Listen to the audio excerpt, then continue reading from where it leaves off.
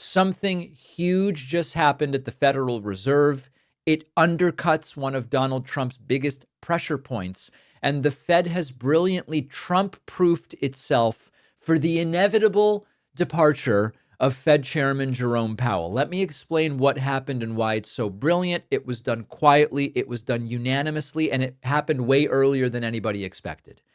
In the last few days, the Federal Reserve reappointed 11 of its 12 regional bank presidents all at once. All right, so who cares? Why? Why does that matter? Well, they did it months before their terms were set to expire. Usually that's not the way it works. Normally these reappointments will happen right near the deadline. It's routine, it's boring, nobody pays attention. This time the Fed rushed it. They used a completely different timeline. Why does this matter? Trump is furious at the Fed. In particular, he's furious with Fed Chairman Jerome Powell because Trump wants interest rates cut faster and faster.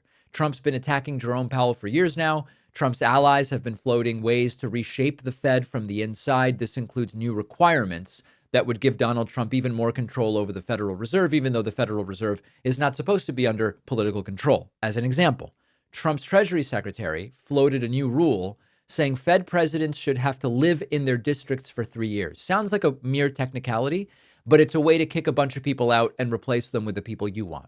Trump's top economic advisor, the guy expected to replace Powell, backed the idea. So markets were starting to worry Trump is really going to take over the Fed and make it a political tool. What happens if Trump gets rid of Powell? What happens if Trump stacks the Fed with loyalists? Or what happens to Fed independence? That is the context. So now we get to the key part of this move.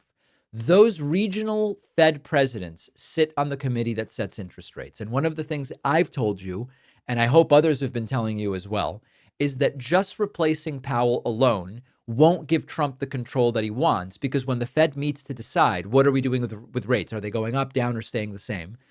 All of those regional Fed presidents get a vote. And in recent meetings, they, meaning these other Fed presidents, have been more resistant to rate cuts than the Trump-appointed governors. In other words, they are a problem for Trump even if he gets rid of Jerome Powell. So the Fed board stepped in and said, not so fast. And by reappointing these folks earlier than normal, the Fed has locked them in for another 5 years. Now, Trump can yell, Trump can threaten, Trump can get rid of Jerome Powell, but if the courts let him, by the way, but it won't matter nearly as much because now the structure underneath the Fed chairman has gotten way stronger. And one Fed official said this takes a huge risk off the table going into 2026. The good news about this is it portends greater economic stability next year.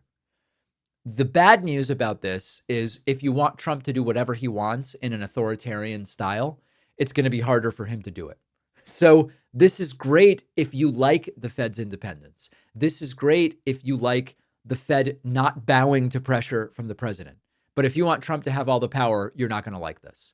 Now, the translation here is that Wall Street understands what just happened and they like it because you look at bond yields, they went up. And economists are realizing Trump has just been, or the Fed has been Trump-proofed is a better way to say it. Now, Trump can still do damage. The Fed is still not invincible. It definitely doesn't mean Trump won't keep attacking Powell, but it does mean that if Trump gets rid of Powell, the Fed has ensured Trump doesn't end up with full control. And this is how institutions defend themselves quietly, procedurally, before the fire even starts. It's being done professionally. It's being done with tact.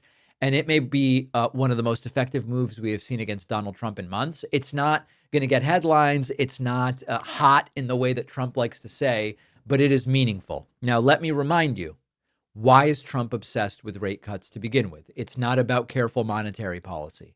Rate cuts pump the stock market. Stock market highs make headlines. Headlines let Trump say, look at how everything is booming, at least the stock market, in my economy. Trump wants the sugar high. Rate cuts give the stock market a sugar high, and he wants it to happen on his timeline. The Fed's job is to balance many different factors and decide where should rates be. So this move really hits Trump where it hurts, which is his ability to spin narrative And it is a truly brilliant move. I mean, just an excellent, excellent move from the Fed. And the funniest part about it is all of these people angry that the Fed is trying to do this, that, or the other thing with these early reappointments. The economy will probably be better because of this next year. The stock market will probably perform at least with more stability next year because of this move. But they're angry because they want their traffic cone colored president to control everything, decide everything, and have everything be at his pleasure. Really good move by the Fed. Appreciate you watching. Stick around for this next video, and don't forget to hit subscribe so you actually see our uploads. You can also catch the full podcast on Spotify and Apple Podcasts.